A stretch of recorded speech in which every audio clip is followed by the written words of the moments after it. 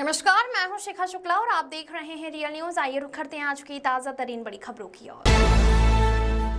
जातिगत जनगणना पर अंतर्राष्ट्रीय वैश्य समाज के अंतर्राष्ट्रीय अध्यक्ष ने किया स्वागत। अंबेडकर नगर जगन्नाथ अग्रहरि ने कार्यकर्ताओं के साथ जातिगत जनगणना की घोषणा पर खुशी मनाई, साथ ही एक दूसरे का मुंह मीठा करवाया। केंद्र सरकार की ओर से जातिगत जनगणना को मंजूरी देने के बाद अब भाजपा कांग्रेस के बीच श्रेय लेने की होड़ मच गई है।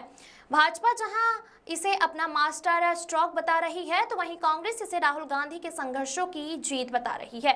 इसको लेकर अंतर्राष्ट्रीय वैश्य समाज के अध्यक्ष इंजीनियर जगन्नाथ अग्रहरि ने कहा कि जातीय जनगणना का हम वैश्य समाज स्वागत करते हैं। अंतर्राष्ट्रीय वैश्य समाज के अंतर्राष्ट्रीय अध्यक्ष जगन्नाथ अग्रहरि ने मीडिया की खास बातचीत में क्या कुछ कहा, आइए सुनते हैं। मोदी कैबिनेट ने जातिगत जनगणना का फैसला ऐलान किया, क्या कहेंगे? मैं जगन्नाथ अग्रहरि, अंतर्राष्ट्रीय अध्यक्ष अंतर्राष्ट्रीय अग्रहरि वैश्य समाज। दोस्तों, भारत सरकार का ये फैसला बहुत ही सराहनीय और ठोस कदम है। बहुत दिनों से तमाम लोग केवल अपनी मांग को रख रहे थे और जब सत्ता में थे तब करने के लिए इनकी हिम्मत नहीं पड़ रही थी, लेकिन आज भारत सरकार ने एक बहुत ही सराहनीय और साहसपूर्ण कदम उठा करके जाति जनगणना कराने का कार्य किया है। इसके पहले संभवतः जहां तक मेरी याददाश्त है, ब्रिटिश गवर्नमेंट ने जाति जनगणना कराई थी, जो संभवतः 1930 के आसपास हुई थी। इसके बाद माननीय मोदी जी ने ये साहस दिखाया है कि उन्होंने 2025 में जाति जनगणना कराने का प्रयास किया है और इसके लिए हमारा वैश्य समाज, हम सब बहुत ही प्रसन्नचित्त हैं। कम से कम मुझे अपनी ताकत, अपनी शक्ति, अपनी एकजुटता का प्रदर्शन करने का मौका मिलेगा।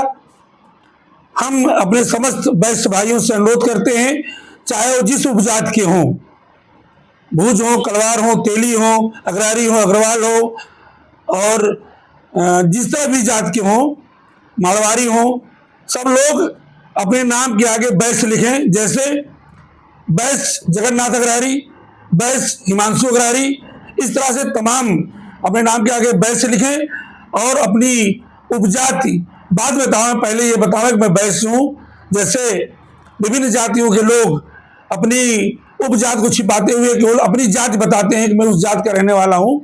इस तरह से मैं अनुरोध करूँगा अपने सभी स्वजाति बंधुओं से, खास करके वैश्य लोगों से, जो भी लोग हैं उनसे मैं अनुरोध करूंगा कि वो अपने को वैश्य लिखे और वैश्य जब भी फॉर्मेट आए, अगर उसमें जाति और उपजात दो कॉलम हो तो जाति के नाम पर वैश्य लिखे, उपजात के नाम पर अपनी जो जाति हो वो लिखे।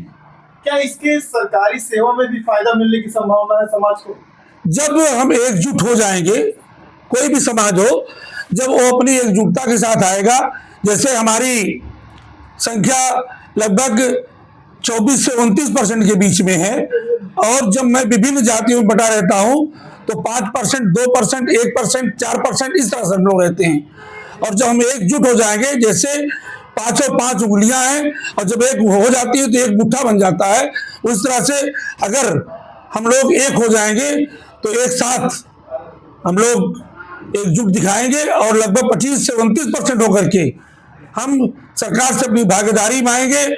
जब ये सरकार में लोग कहते हैं कि जिसकी भागीदारी उसकी हिस्सेदारी, तो उसमें हम कम से कम 29% का दावा पेश करेंगे।